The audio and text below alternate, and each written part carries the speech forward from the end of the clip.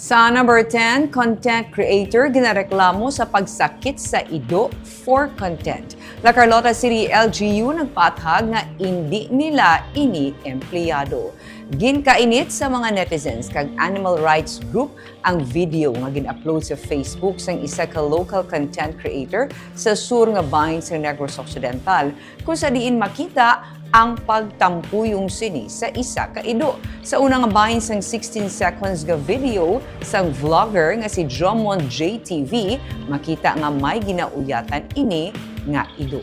Sa tunga-tunga nga bahin sang video didto na kag gintampuyong ang ido sang vlogger nga may 2,500 followers. Bangod sang impact, nagtabog ang ido kag mabatian pa sa video ang pagtiyangak sini.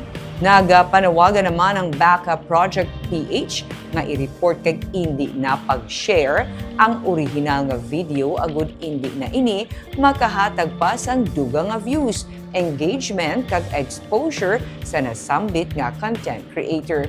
Nag-coordinate ang animal rights group sa nagkakaigo nga ahensya, local government unit kag mayor's office sang Banwas ng Kawayan sa Negros Occidental agud mahatagan aksyon ang pagmaltrato sa ido.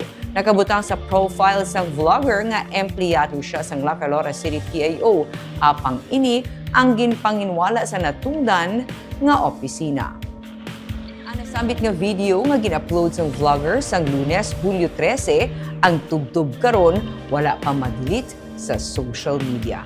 Ang pagsakit sa mga sapat ang isa ka pagsupak sang Animal Welfare Act kung sa diin pagkapriso sang tubtub isa ka tuig kag multa nga tubtub 100,000 pesos ang sarang iga-impose sa violator.